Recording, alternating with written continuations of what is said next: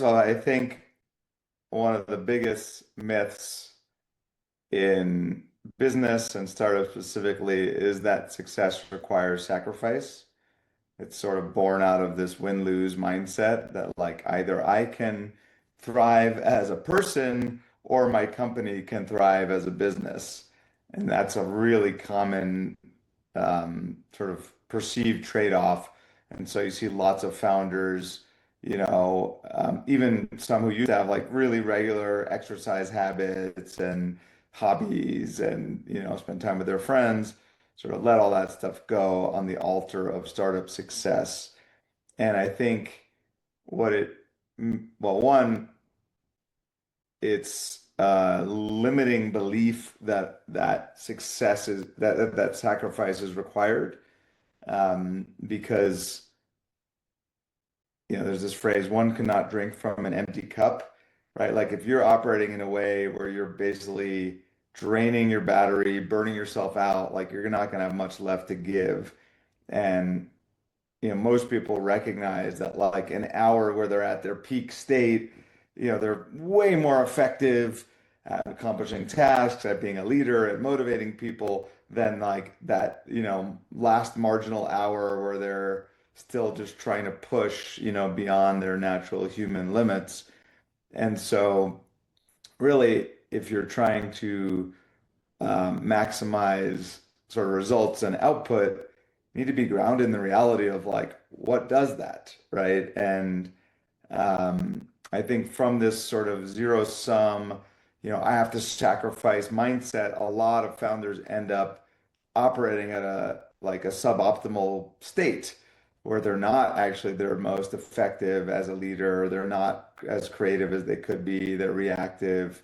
Um, and so, what I think is so exciting as a possibility is this kind of both and win for all, where you're investing in your own state by exercising and keeping up hobbies and, doing things that energize you, spending time with people you love, being present with them. And then when you're focused on the startup, you just have more to give.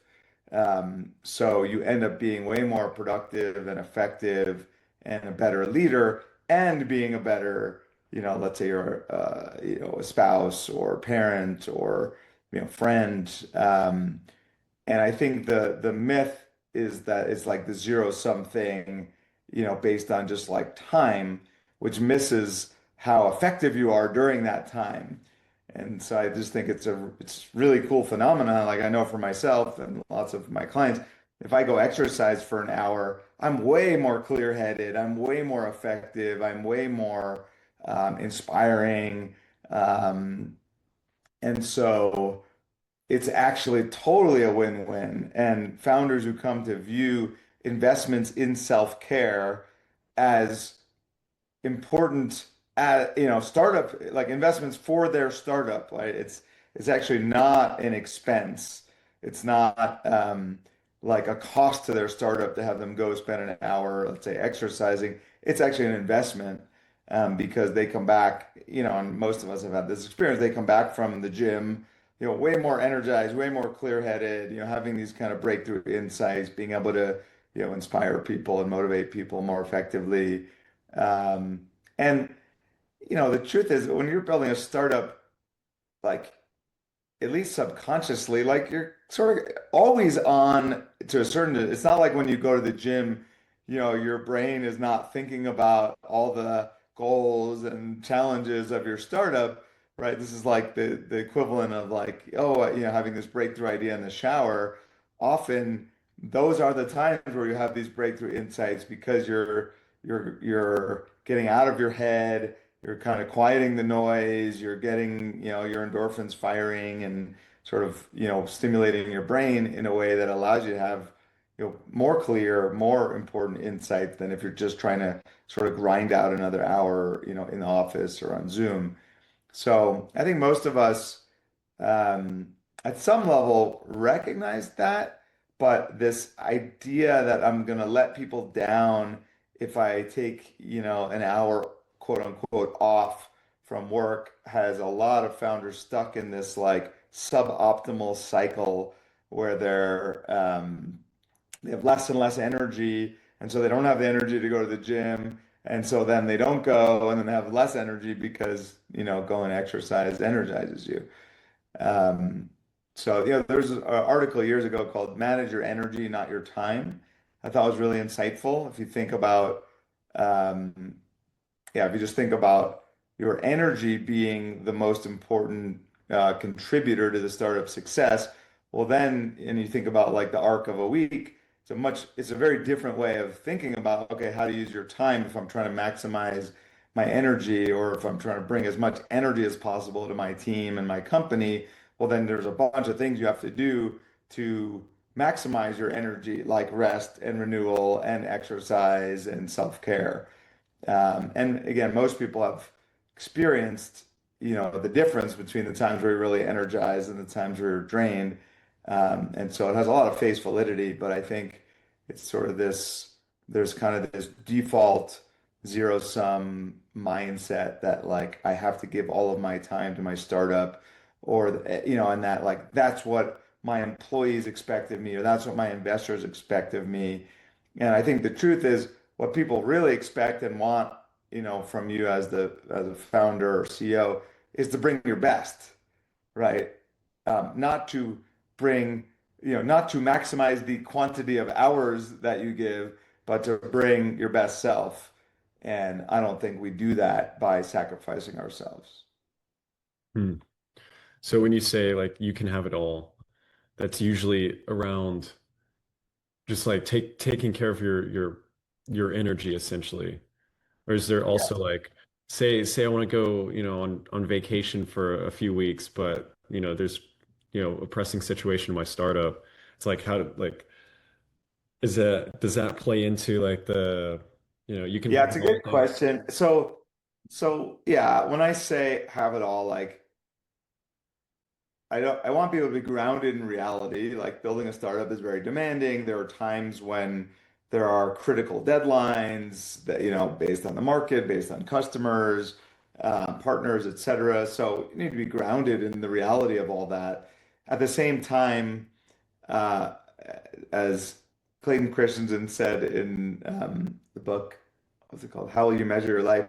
Life is a series of extenuating circumstances, and especially a startup is a series of extenuating circumstances. And what that means is it never feels like the right time. There's always some, oh, I can't right now because of this. So I've seen founders, okay, not now, but next month I'll take that vacation. Oh, but I can't now because we're raising money. Oh, but I can't now because we have this important client.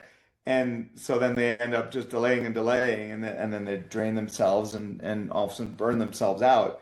I mean, I think there's a lot of like, doesn't get talked about, much, but founders who really like their health and their mental health and their physical health are truly sacrificed on the altar of startup success. And I really don't think that serves anyone or is required. And I think that's a dangerous kind of path to go down, to think that you have to sacrifice your physical and mental health to be successful.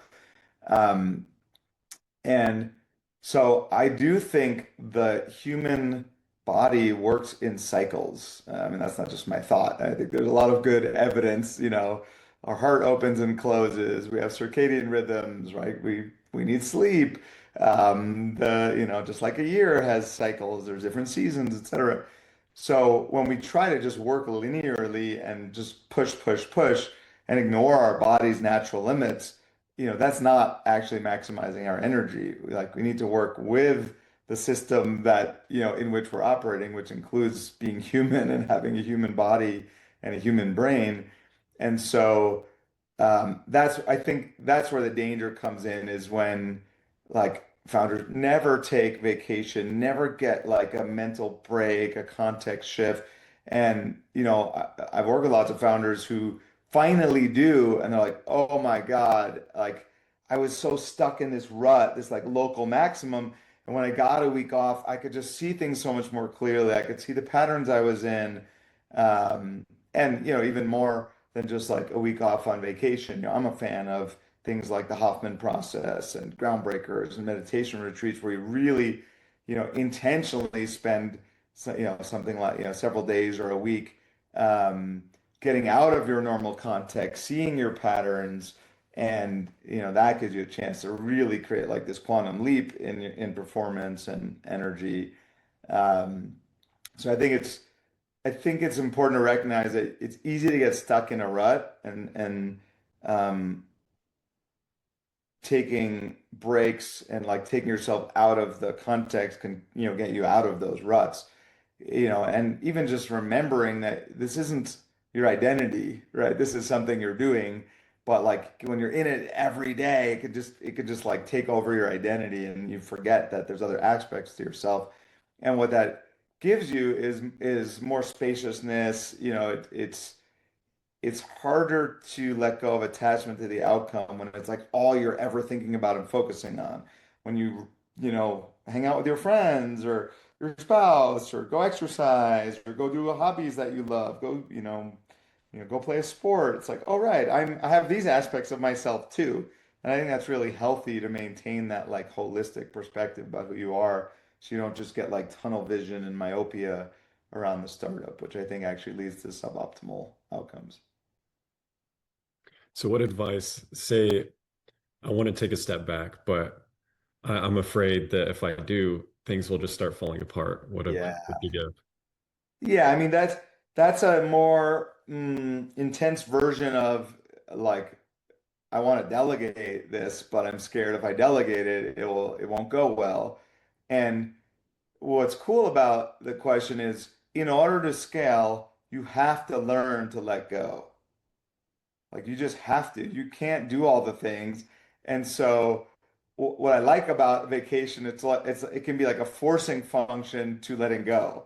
It's like, okay, if you're gone for a week, like you really get to see what falls apart. You really have to think about, who can I delegate to? How can I delegate well? What context do I have to give people? Or if there's no one you can delegate to, well, that's informative around your hiring. Like, oh wow, I really need someone on my team who can handle these kind of, tasks or responsibilities, because otherwise I have to do them, and that's limiting me from scaling.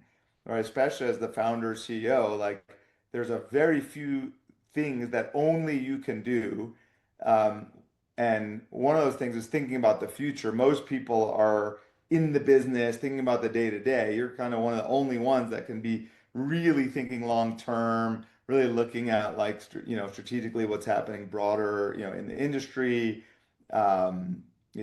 generally raising money, hiring senior executives. So there's like a few things that are really, critical for you to do as a founder. Most founders are doing many other things than that.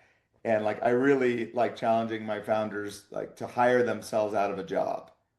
Like I want them to be bored for a little bit. And most founders at the start think that's absurd, but like, can you hire and delegate your way to being bored in the sense that your team is running the business day to day, so you can step back and really work on the business versus in the business.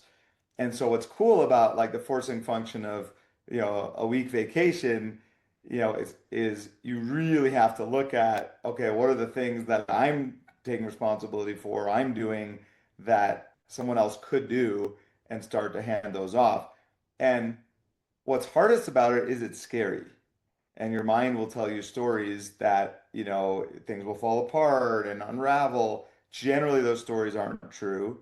Um, and even if it's true that you would do a better job than, someone on the team for now, really the only way to get leverage and scale is to let people learn by doing, and maybe they won't do it as well as you the first couple times, and maybe they'll make mistakes and maybe they'll fail, but they'll learn from those mistakes and failures and get better and better. So again, it's like I would think of it like an investment, right? Like you may need to make an investment in the sense of the gap between how you would do it and how they do it, for the future gains of them being able to do it as well or better than you forevermore, so that you're no longer having to do all those things. And I think it's an investment that founders have trouble making. They maybe don't see it as an investment, and also it's just scary. And so, I talk a lot about like expanding your capacity to be with intense feelings. So being willing and able to just feel that fear and let go is one of the critical sort of crucibles to scaling as a founder. And Nice. one of the best ways to feel that fear and let go is go on vacation. Yeah. And don't be, on for, all day, every day. Like actually take time off. Like don't focus on work for a little while. And you may need to um, show your nervous system that things don't fall apart, right? That your story that things are going to fall apart just isn't true, right? That I've seen a lot of founders find a lot of freedom when they come back after a week and find things are still running okay. People stepped up in surprising ways. Yeah, maybe a few things slipped through the cracks, but they're not existential things. And so that's, it's just clarifying about, what processes are needed and what delegation needs to happen. Is there any specific stories or examples that come to mind? Um, yes, I remember a client who was basically like either we could call it micromanaging or heavy involved with all the details. But he was getting married, and like there was very clear expectation that he and his wife would go on their honeymoon for 2 weeks after the wedding. And it was like clear this is like a really important to his wife, important to him, like this kind of life event. And so we worked for months leading up to that to hand stuff off and delegate. And it was an incredible forcing function because it really transformed the way the team and organization operated. And he had to hire people, he had to let go of things, delegate, like really shift his role from kind of, in the weeds doing to, you know, um, much more higher level leading and orchestrating. And by the time, his wedding came, he had done a really good job of creating an organization that could function without him. And I think if not for the honeymoon, he'd still be kind of micromanaging and in the weeds. So I thought that was really cool how like the forcing function of, okay, this is a almost like mandatory vacation. I have to take it, was really powerful and served him and the business by forcing him to kind of, get um, let go, get more hands off, and create a lot more leverage. I see. So basically what you're saying is the Sun Valley retreat would be a incredible forcing function for founder to let go. That is a good point. Yes, it can feel hard to take time off like that, but one, it would be a really powerful forcing function, and two, per the earlier discussion, it will be the kind of deep work that will allow you to go from being stuck in some local maximum to actually have a quantum leap of performance. So investing those couple days is an incredible investment in, future effectiveness. So even if you lose 4 days of productivity, the percentage increase in the years after of how effective you'll be, it becomes a no-brainer ROI in terms of your time. Awesome. Thank you.